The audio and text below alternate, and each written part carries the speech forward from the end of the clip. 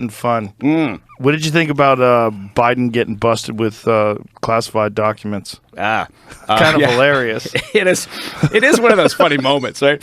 Regardless of I don't think they're not gonna knock down the doors at the University of Pennsylvania where they found these things, right? At some think tank that they'd set up, and so that's not going to happen. But it is kind of fun to look at and think, oh, really? But the truth is, it happens with every administration, right? Document control isn't that difficult, right?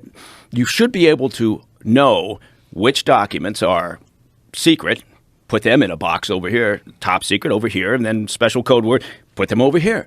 And you account for all those documents. That's the way that you do it. But it seems like every administration has this problem. What do they do at the think tanks? Well, there's a lot of ruminating.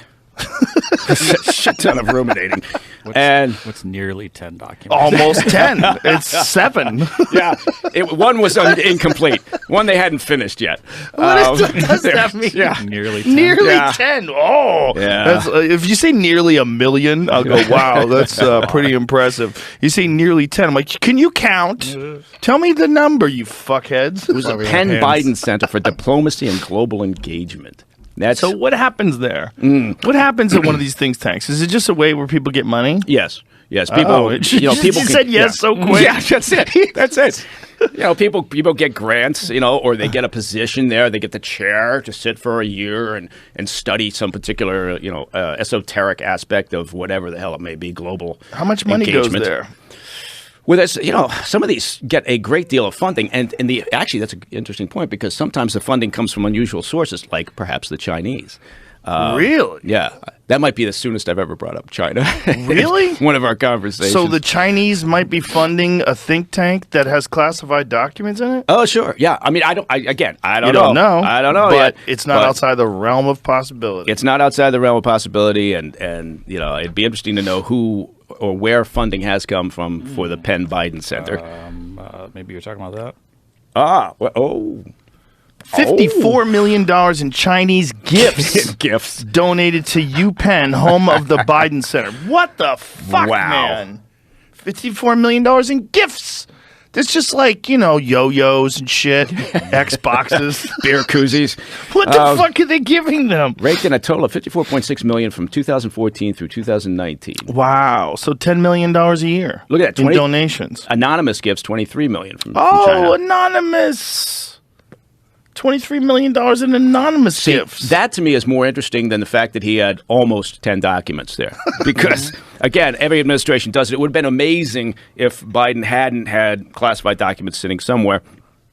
President Obama had the same issue. Every administration. Just because, again, it's this goat rope upon exiting and then before the new administration comes in, right? It's just like this funhouse of activity trying to box up all your shit and get it.